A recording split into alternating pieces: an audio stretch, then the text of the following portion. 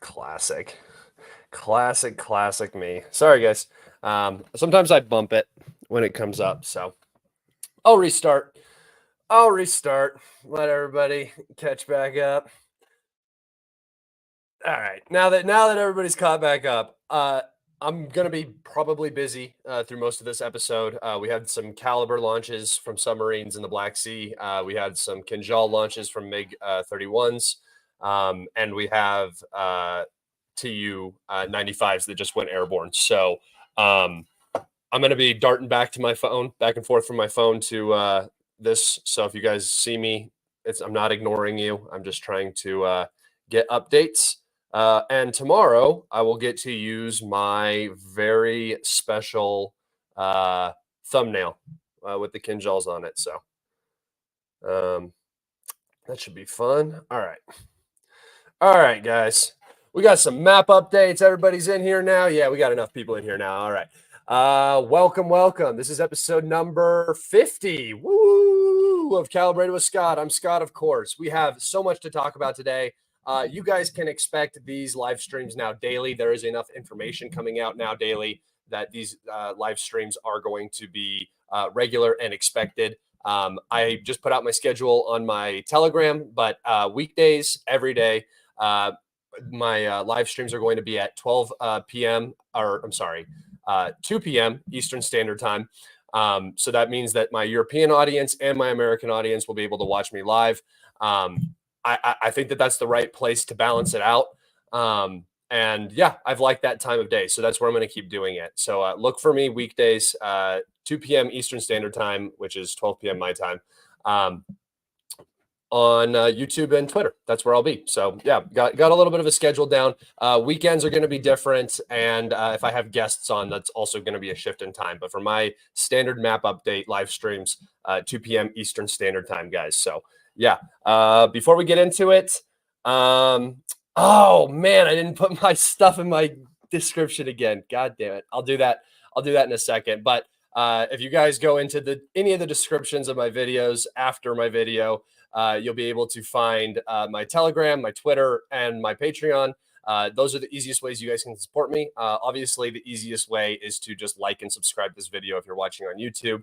If you're watching this on Twitter, retweet it, like it, give a comment, do something. Just get it seen on the algorithm. That always helps. Also, let me think. Anything else? I had something I thought I had to say, but I can't remember. All right, never mind. If it comes to me, it'll come to me. Without further ado, let's go into the map. All right. Here we go. Okay. So the line is now very, very unstable in on this eastern flank in Ukraine. There are some serious, what I would now consider systemic, like you can't ignore them, issues. I did believe at the beginning that, at the beginning of this sort of what I would call the collapse, I would say right around the time, maybe like February is when we started to see this collapse.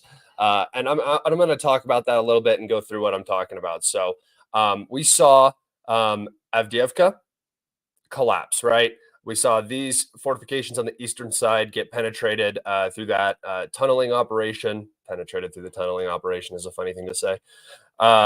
By the Russian special forces units. They got in behind the Ukrainians, got in behind with that special tunneling, and kicked them out. So this was what I would consider the first collapse due to systemic issues, manpower shortages, artillery shortages, maybe overarching leadership issues, stuff like that.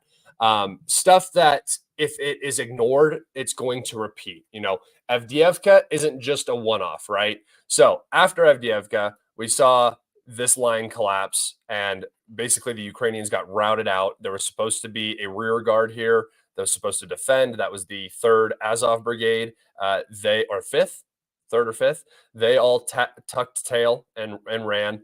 The 47th had to be brought in to stabilize the situation around Berdichi, Sevenkivka, Orlivka, right? So this was the first collapse and stabilization. The Ukrainians were able to stabilize, but it was very, very close. And they sacrificed basically the whole rest of the 47th Mechanized Brigade, Bradley's, Abrams, everything in Berdichi.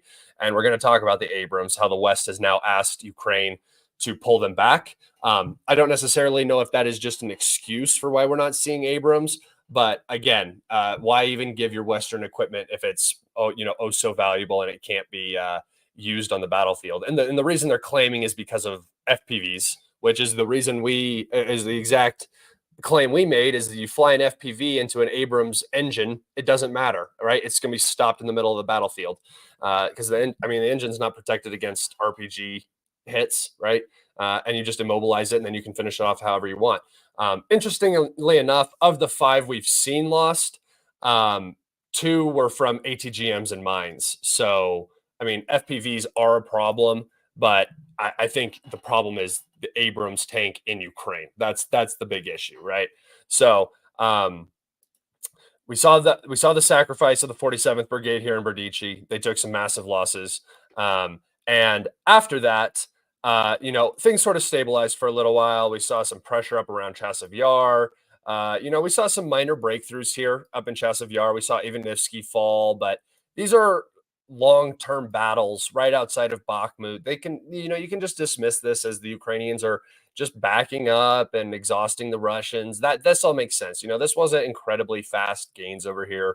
They were significant, but not not lightning fast. So nothing to be like overly concerned about if you were a pro-Ukrainian or if you were just analyzing the conflict. This just seems like the Russian offense, the Russian power is increasing. Ukraine might be weakening a little bit, but Ukraine's on the defensive. They're going to give a little bit of space for time, so on. Then we saw the breakthrough here in Orchitny, and this was 100% a collapse. This was a failed rotation because the 115th Mechanized Brigade that was brought in did not defend their positions right here in Orchitny. They retreated, and the Russians basically walked in and started pushing back the Ukrainians in every direction, right? And then the 47th was again, this 47th that was destroyed here that had just been getting rotated out was then forced back into Orchitny, where they just got their asses handed to them trying to counterattack here. They tried to counterattack multiple different times and got worked over. So this was the next collapse. But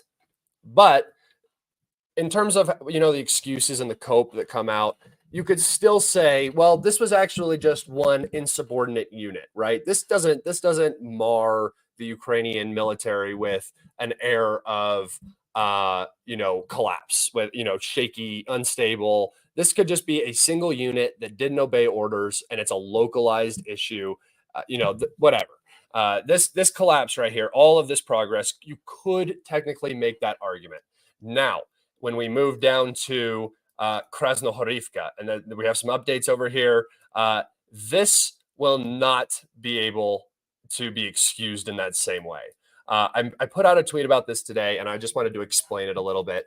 I believe that Krasnohorivka will be the first town that falls, the first city. I mean, it's 16,000 people. This isn't a small place. This is a pretty substantial area. It has very substantial defenses that we're going to look at. I mean, you can see them over here. I talked about them in my last video, literally running through this yard.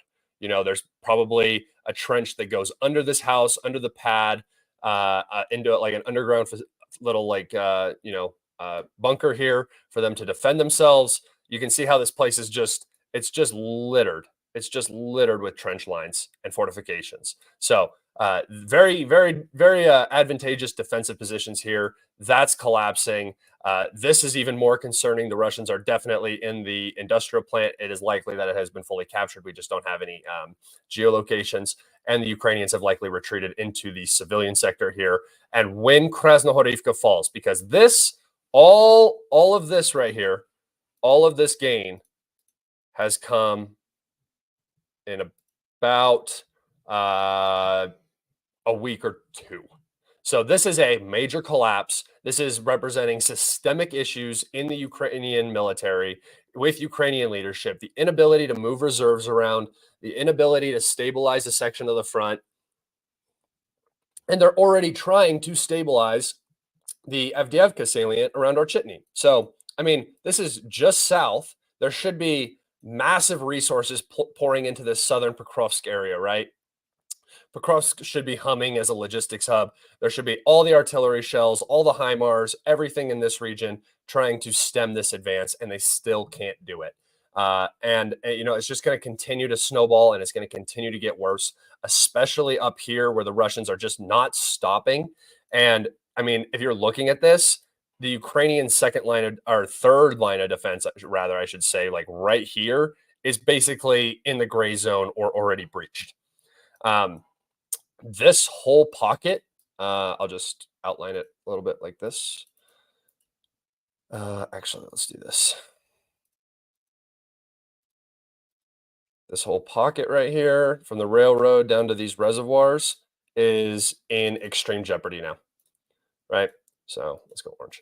So this pocket right here is in extreme jeopardy because of the advances the Russians have made up along this. Maybe not so much up here. Let me adjust this along this line right here, right? So this whole pocket is in extreme jeopardy. We're already seeing this with the update over here. And actually, we'll just talk about the updates now because we have a few updates, some important updates to talk about. We got a thing. Let's see. Can you do a Zelensky impression without snorting Afghan Kush, please? No, it's all or nothing. If you want it, I have to ruin the whole live stream. Sorry. So here we go. We'll talk about the advances around Orchitny. After the capture of the village itself, the Russians advanced out and captured a fortification in this area. It's marked on the map. It's also kind of up in this area. It's yet to be seen if the Russians have actually reached up here. But a massive expansion down the railway towards Sokil, and then more importantly, a decent amount of progress towards Arkhangelsk, and then that means that Novokalinove and Kermek are basically now in a semi-encirclement. So you can see how this pocket is going to wrap. You're going to have a very, very different looking front line around Donetsk. I mean, you can definitely see how quickly we went from Donetsk is at risk of being seriously shelled to, safe artillery range is now back here. And Donetsk is now 24 miles away. And that's if you can bring artillery even that close, right? And if you're bringing artillery that close, they're likely going to get hit by, and that's long range artillery, they're likely going to get hit by lancets and stuff like that. So there are some major, major, major issues right now for the AFU that are just they can't be addressed, right? You can't start producing more artillery shells unless you already have the production means. The US and the West does not. You cannot deliver manpower. And those are the two things that Ukraine needs more than anything. Yes, a few Bradleys are going to be great. I'm sure the 47th is going to love to be sent back into battle with those Bradleys again. How many Bradley crews do you have left? Do you have enough? I mean, I imagine most of the Bradley crews that don't have Bradleys have been turned into infantry, right? That's what happens when you are out of manpower. We've heard it about artillerymen. We've heard it about all sorts of different positions in the AFU where guys are not supposed to be on the front, but they're on the front because there's acute manpower shortages. So how many Bradley crews do they have left? Do they have enough to still, operate?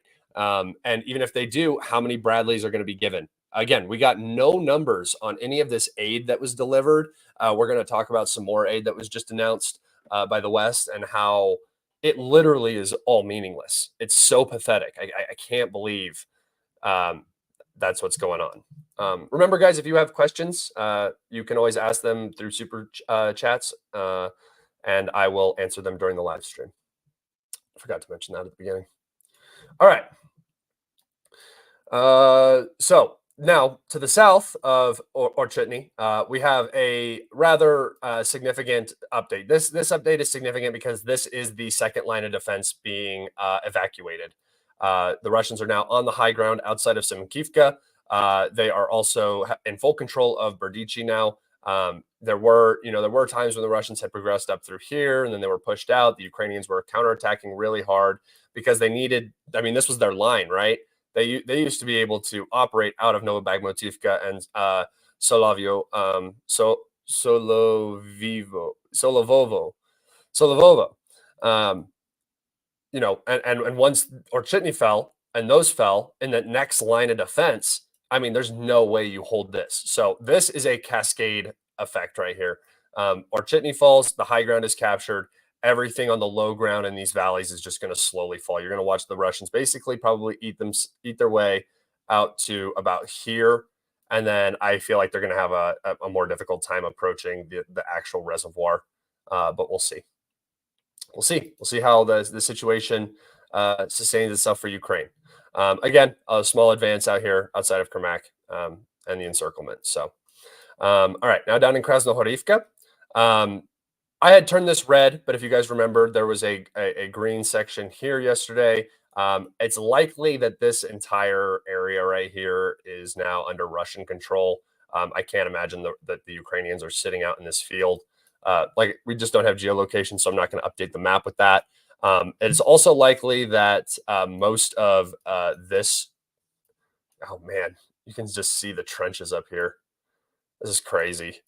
This is what they talk. This is what we're talking about when we talk about 8-year fortifications, right? Krasnohorivka is like the best example of 8-year fortifications. I mean, look at this shit.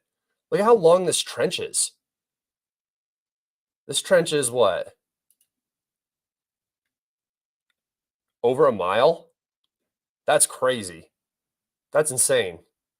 I mean, unless it stops. Does it? It doesn't look like it stops, and it looks like these are all connected too. This is wild, dude. This whole place is just a nightmare.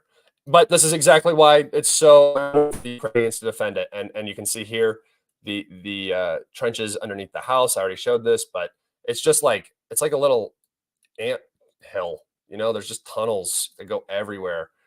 All these fortifications out here, fortifications down here along the reservoir, fortifications over here.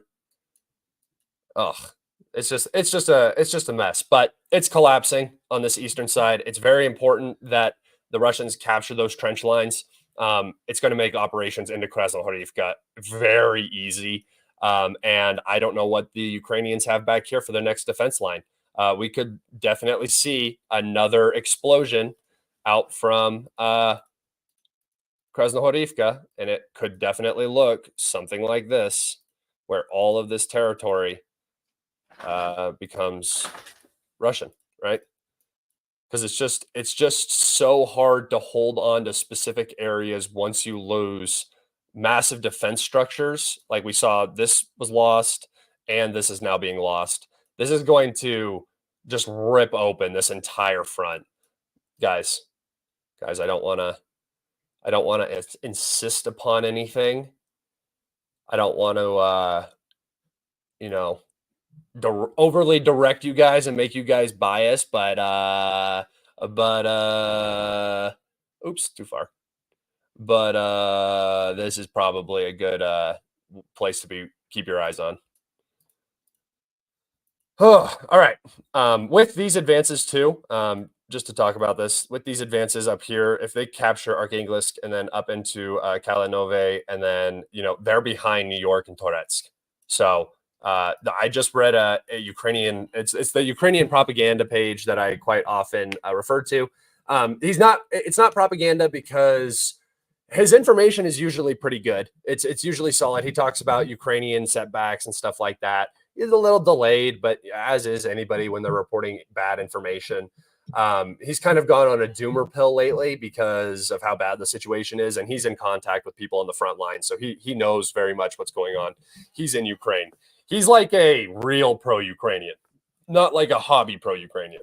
And he basically said today that the front line is not stable at all. Like Orchitny is an absolute nightmare. Krasnohorivka is really, really bad. Even other areas like Chasiv Yar are extremely difficult, and up in the north, we're going to talk about that. But the one thing he did say is that everything's peachy right here. So on this section of the front, New York, Donetsk, he said this section of the front is peachy. And if you guys don't, if you guys don't know why, again, this is a ancient line right here. This has been here since before 2022, and there are massive fortification networks in between these. I don't know if you can see them as well here, but there are definitely fortifications in here. They run all through here. So this area is another one of those difficult to penetrate areas. And with this development back behind, it is very likely. I mean, you can kind of even see from the top, they're pushing Chasiv Yar. They get back in behind Chasiv Yar down here to Konstantinivka. They put a lot of pressure on this supply road.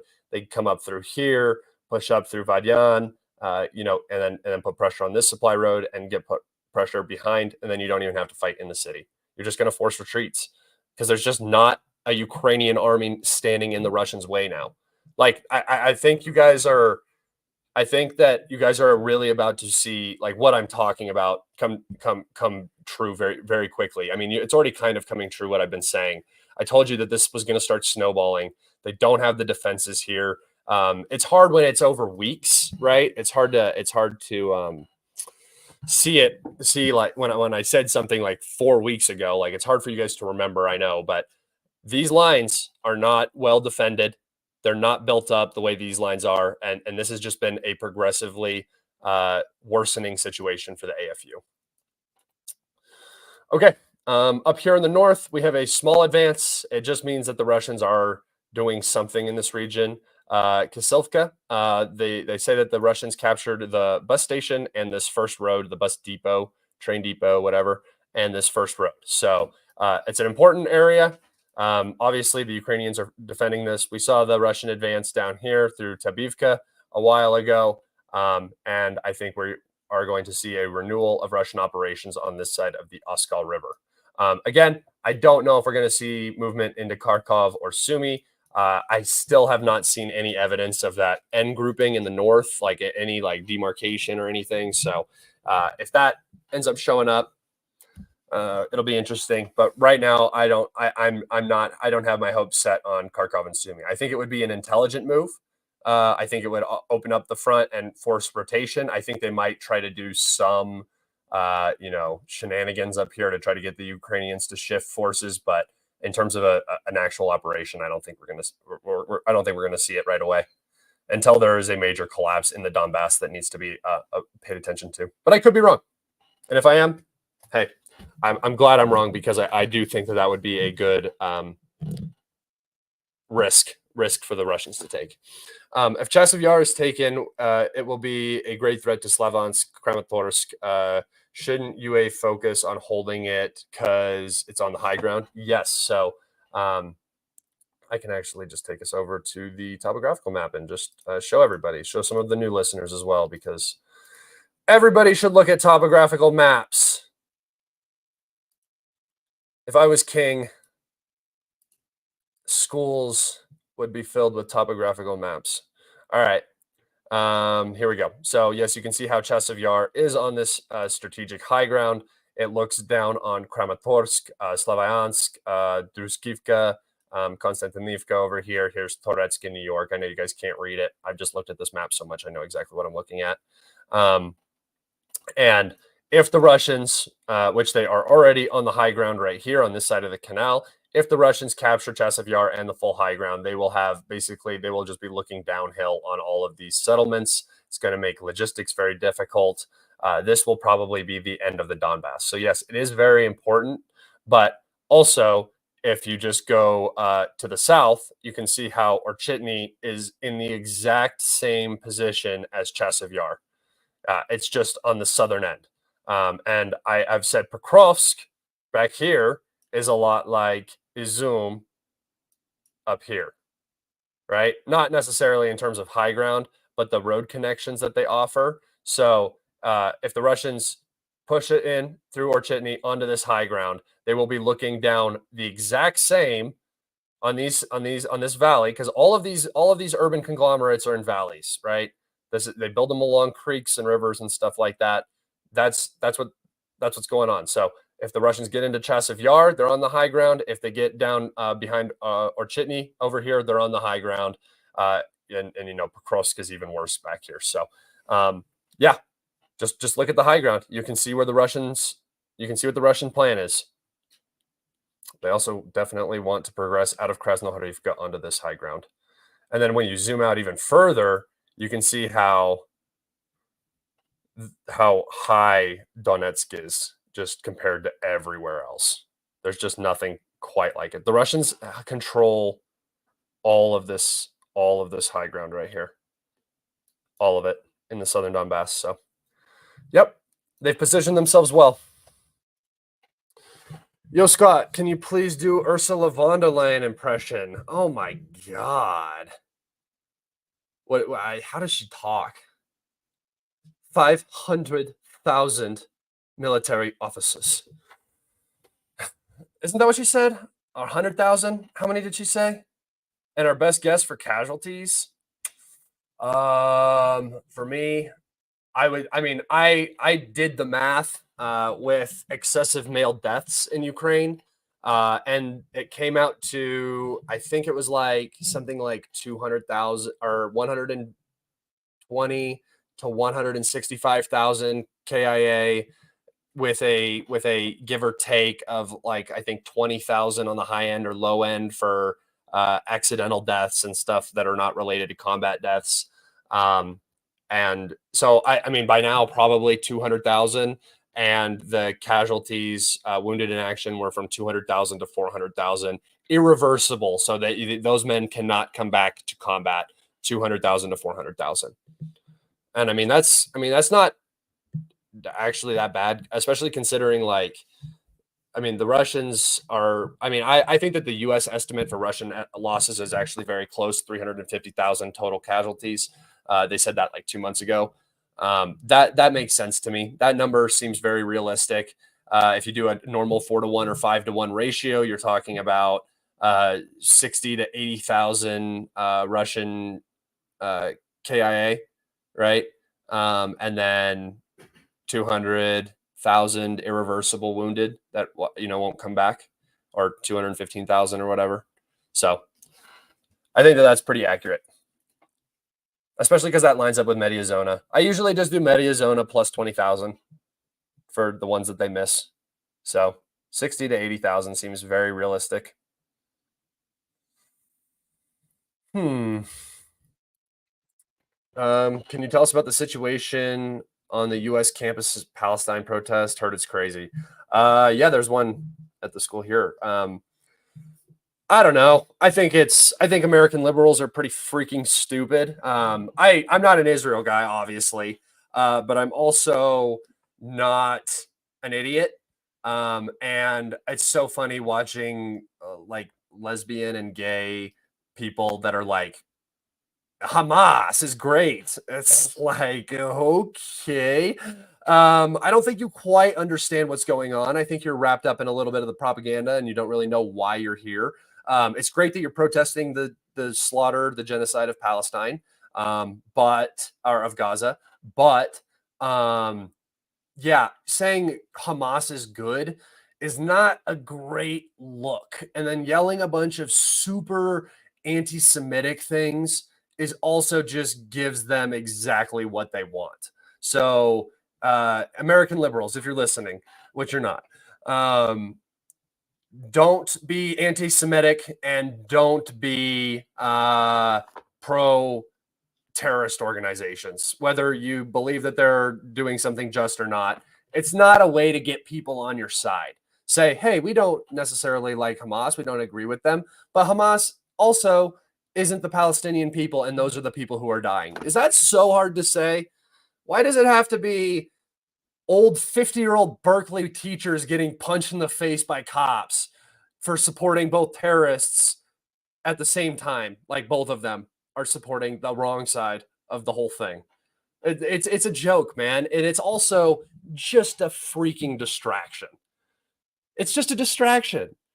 It's just a way to keep everybody divided and not focused on the real issue. And that's the U.S. government fucking you in the ass every single chance they get.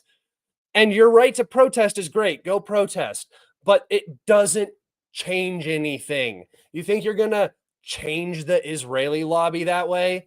No, that's not how it works, guys. I'm sorry, but that's not it. So, yes, go protest. Be careful if you go out and protest. You exercise your rights as Americans, and make it known that Israel is committing a genocide.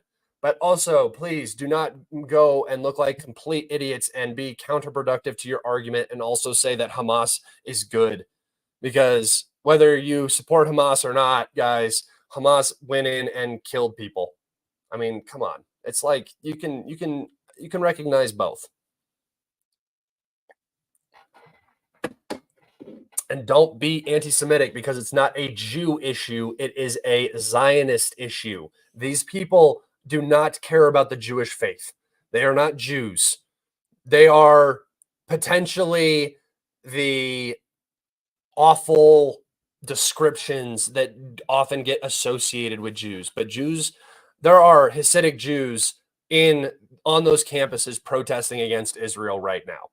It is a Jewish issue, to be honest. The Jewish community needs to stand up and say enough is enough, because they are getting, I mean, it's getting to the point where 1930s anti-Semitism, casual anti-Semitism, is just a kind of an okay thing now. And like I said, I don't care either way. I'm not Jewish, but it's just be careful, guys. It's not all Russians, right? It's not all Russians. Even if you think Russia is doing a awful, horrible thing, right? If you don't agree with the Kremlin, it's not all Russians. Do you think Ivan working at some, cement factory in Eastern Russia has any say in what happens? No. Do you think I have any goddamn say in what happens to 61 billion of my dollars? A little bit of it's mine. Not all 61 billion, just a little bit. Do I have any say? No. I get to kind of maybe pick the people who have a say, maybe. And even then, I live in a blue state, so wrong. All right. Sorry, guys. Got a little distracted with that one. But yeah, that campus shit is pissing me off, because it's like watching idiots just fight idiots and ignore the people that are actually causing all of the pain and suffering. All right. Okay. So I'm going to go over some articles here. This is just interesting because I think it speaks to how important the election season is over, what people might think is right, what might actually be the best for them. So Trump held his tongue on Ukraine aid. Mitch McConnell says it may have made the difference. I doubt it. I think that this aid was going to pass. I think both parties knew exactly what is about to happen to Ukraine. They very well understand that they cannot stop what is coming. No matter what they try to do, they're not going to put boots on the ground in a meaningful way that would put them in direct confrontation with the Russians. So, Ukraine is on its last legs, and this aid needed to pass for a multitude of reasons. About 40 billion of this 60 billion doesn't even go to Ukraine, guys. It goes right back into the military industrial complex, because they have been writing checks that they have not been able to cash. So a lot of this money is basically like, thank you for sustaining this proxy war over the last 2 years. Here's a bunch of money for all of your industry. Thank you, guys. That's what most of that money is. Then 7 billion is financial aid for Ukraine, so that's not even military stuff. So basically it comes down to 13 billion, and that's got to last them until the election. So I think that I don't think it has anything to do with Trump. I don't think that he is a bad Republican House leader. I think that I actually think that he had some balls to do what he did for 6 months and really, really delay everything and put some serious pressure on Biden. And it just got to the point where the Israeli lobby was coming down on him. The threat of Ukraine losing because of the Republicans was way, way too real before the election. So all of this is just trying to keep Ukraine going before November. That's what this is. That's what all of this is, and I don't think it has anything to do with, oh, Johnson rolled over and submitted. No, I think that both sides said, hey, we basically need to do this, except the side that, like the MAGA Trump people who are making their careers off of being anti-establishment, right? That's kind of what's going on. All right. Another article we have here, and this is so here we go. On CNN, the U.S. announces $6 billion long-term military aid for Ukraine. So when I first read this yesterday on Twitter, I was like, holy shit, $6 billion. I was like, that's crazy, because that's all I read. That's all it said. Always read the fine print, boys and girls, because I'll just read this to you. U.S. Secretary of Defense Lloyd Austin announced on Friday that a $6 billion long-term military aid package for Ukraine, the largest to date, which will allow the U.S. to purchase new equipment produced by American defense industries for the Ukrainian military. This is the largest security assistance package that we've committed to date. It will include critical interceptors for Ukraine Patriot and NASAM air defense systems, more counter-drone systems and support equipment, significant amounts of artillery ammunition, and air-to-ground munitions and maintenance and sustainment support. Wow, that's a lot of ands. Can you figure it out, Austin? All right. Austin said during a press conference on Friday. The announcement comes just days after the U.S. announced $1 billion package to Ukraine. We saw that, which had absolutely nothing in it, literally nothing. It had sparrows for Babuk and some artillery shells, maybe. It was nothing. It was literally nothing. That would quickly provide equipment to Ukraine from U.S. stocks following President Joe Biden's signing of much delayed $95 billion supplemental aid package on Wednesday. Let's see. Okay. Biden said moments after signing the legislation that the shipments of aid to Ukraine would begin within hours. Equipment under the $6 billion package announced on Friday, however, will take much longer to arrive.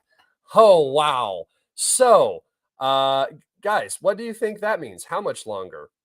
Unlike the drawdown packages, which will pull from military equipment directly from U.S. stocks, Friday's aid announcement falls under the Ukraine Security Assistance Initiative, the USAI, which contracts with industries to produce the equipment.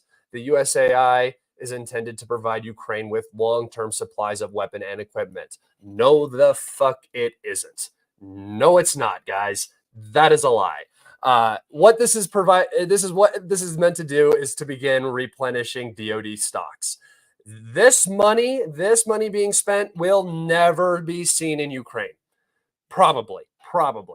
I mean, if Ukraine can fight until 2025, then sure. But right now, with their manpower issues, this is the stuff that needs to get there tomorrow. This $6 billion needs to get there tomorrow. It needs to already be on trains, already being distributed around the front.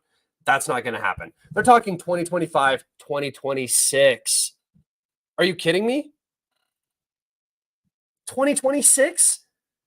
Does anybody here think Ukraine has until 2026? Like, honestly. I had given the estimate of 2026 as my conservative estimate for when this Ukraine conflict would be completely over. That's my conservative estimate based on patterns on the front line right now. It's less now. It's less with what I'm seeing. I expected this in June, July. This is what I was expecting in June, July, not April. So Ukraine doesn't even seem like they have until the summer, let alone 2025, let alone 2026. Also, it's about May, and we still haven't seen F-16s. Those are going to likely get delayed, and we're not going to see those for a while. So, we got Tyler in here. Hey, Tyler, what's going on? Is there anything Ukraine could do from a military point of view to turn the war around or freeze the conflict? Just wondering what the options are considered. Yeah, bring the U.S. in. Do something fucking ridiculous and stupid to bring the U.S. in. That's what you can do. Use ATACMS on a nuclear military facility in Moscow, or not in Moscow, in Russia. That's the the first thing that I would say, do some escalatory something that requires international observers, something to come in and completely freeze the situation. Will Russia allow that to happen? I highly doubt it. I think that would be what leads to a World War III scenario, and they would have to call the US's bluff. You cannot have Ukraine striking nuclear facilities inside Russia or something like that, right? Especially with US weapons. That is the first thing I would do if I was Ukraine. Second thing, develop a dirty bomb. Just do it. Just do it. Because if you're Ukrainian leadership right now and you're in a do or die way of thinking, like Ukraine has to win 1991 borders. How do we secure it? This, that, and the other. How are we going to get this done? The only way to do that is by escalating and forcing the US or NATO to come into Ukraine's defense. Is that going to happen? I don't know. Could it happen? I think they're going to try. Sorry, guys, my girlfriend's home. So if you hear my Great Dane start wooing here soon, he's a woo girl, and you'll hear the tails thumping, thumping, thumping. So, sociopath advice. Yes, that's how. So, guys, sometimes sociopaths are very, very useful. There is a reason why sociopathic tendencies exist in today's society. It's because there are times and places where a sociopath is required. And when you're talking about winning a war, sometimes the best person to have in that position is a goddamn sociopath who will send men to their deaths to get a job done. So yeah, it is sociopathic thinking, but that's cold, calculated, how do I win thinking. Now, is that what I would say to do? No, I would say negotiate and save your country, but I believe that the people running Ukraine right now are sociopaths. So why would you not use sociopathic thinking when you're talking about sociopathic thinking? Thank you for your comment, though. Do you remember during the U.S. border crisis, when the U.S. border crisis was at its peak, Russia offering support to the South and the Pick and Mersha Wagner flag in the Grand Canyon? Yeah, that's funny. Unknown Russian private military contractor with all the Prigozhin memes going to talk to the Florida governor and stuff like that. That was funny. That's good times. Do you think Russia will actually profit if the senile idiot stays in the White House for 4 more years? He could or his crew is more predictable than Trump. Yes, but the thing about US politics is that Trump will, no matter what, go in an opposite direction of what Biden is doing right now. And immediately when they come in, they're going to flip their cabinet. They're going to get all of the people out who are really pushing the Ukraine war like super hard, right? Because Biden listens to all of the neocons. He listens to the Zionists. He listens to those people. Trump doesn't so much. He does a little bit. I'm not saying things are going to dramatically change and it's going to be this different thing. I don't think it'll be that big of a difference, but he's going to focus his energy in a different direction. What's up, brother? So that was this. That energy is going to be directed in differently by Trump, and it might not be so much we need to win the war in Ukraine, right? And that could be very beneficial to the Kremlin. So who knows? It could go either way, honestly. Yes, you might want Biden because you think Biden is running shit into the ground, but also you might not want Biden because he might just continue running stuff into the ground, and then you're dealing with a war because they have no off switch and they just keep going and keep escalating and keep going, and then you just have to at a certain point, right? Thank you for your question, good sir. All right. Across by autumn or winter. Don't ever put dates on it because you'll look like an idiot. But the way things are headed right now, I mean, in the last week, the Russians have done what? About 3 miles in the last week. So if they continue at that pace, some pace like that, you're talking what? 2 months, 3 months until they reach Pokrovsk. I mean, obviously they're not going to continue at that exact pace, but if there's a massive breakthrough, you could see like something like this happen, like we saw it last time, you can see something like this happen in one day, right? And then what are you talking about to Pokrovsk? It's now what? It's obviously going to slow 14, right? So you can see something like that very easily. We literally saw motorcycles do this the other day. So it's not it's not crazy to think by winter Pokrovsk and Mihrad will be under Russian control. It's very, very possible, guys. Let's see. Is it time to replace Xi and Putin? Two chickens. No, man. They're literally fighting. Hi, I don't understand how you can call them chickens. He literally called the West's bluff and invaded Ukraine. He invaded a European country. That's the least chicken thing I've ever heard. He's the first Russian president to actually like do something in 30 years. What do you? I don't get that. I mean, G is doing his own thing. He's going to win an economic war long after he's dead. That so G's playing a whole different game here. But Putin, I don't understand how you can call Putin a chicken. It's crazy. Actively fighting against all of NATO in Europe, and you're saying he's a chicken. That's crazy. All right. If you guys have any more questions, go ahead and get them in. I'm done with all of my information. I got everything out that I wanted to. I got to do some rants today too, which were pretty fun. Here we go. Let's see. How does Russia crack the Kherson River crossing nut? Sorry, that one got me. The Kherson River crossing nut. Hell yeah. It would be hilarious if they crossed the north and put the AFU reserves, put AFU in reverse 2022 position. Yeah. I think that I'm beginning. I mean, I could Odessa is a maybe for me right now. I think that the Russians are more concerned with the river.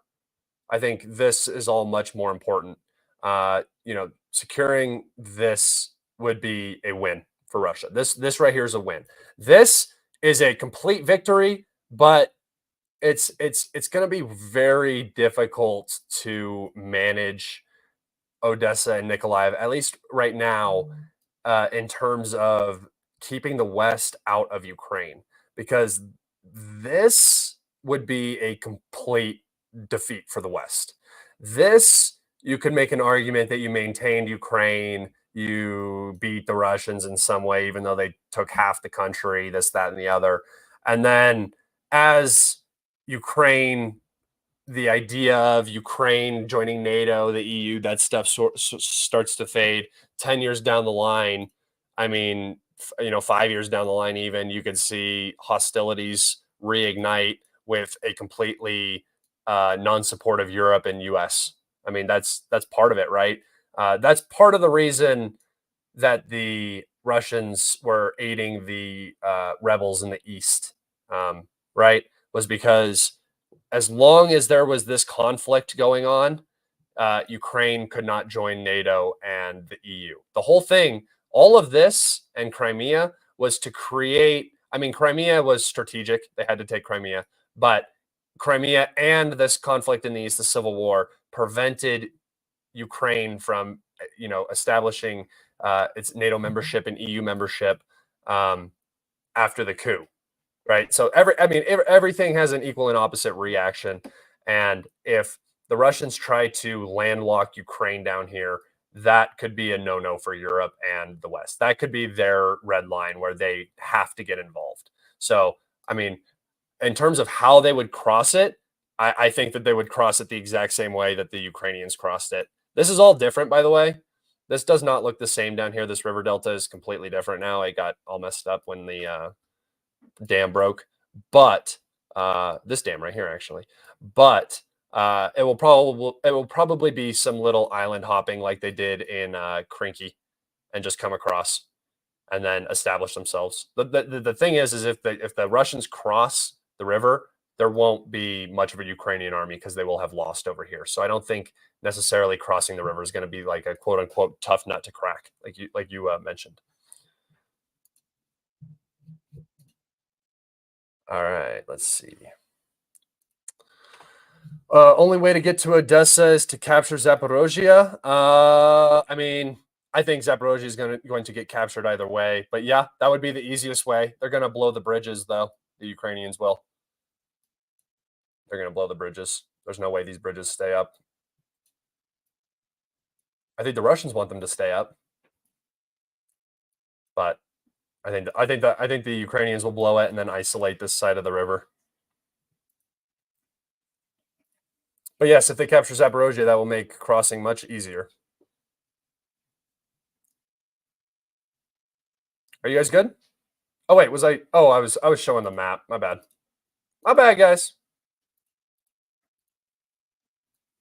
Sorry. Yeah. So Zaporozhye, they're gonna blow these bridges. This is all I did right here. They're just gonna blow these bridges. And then what I was saying was, for my other thing is, if they go for Odessa right here, there's just no Odessa and Nikolaev. That just might be the red line for the West. Everything east of the river is much more important. Okay. All right. I'm going to go ahead and call it there, guys. Thank you so much. Had a good viewing today. I like doing these live streams. They're getting more and more fun every day. I appreciate you all. If you wouldn't mind liking and subscribing, it's the easiest way you can support me. If you're watching on Twitter, give me a follow on Twitter, retweet, whatever. Do everything that you guys can. You guys are awesome. I appreciate you so much. And until next time, be safe and have an amazing weekend, everyone.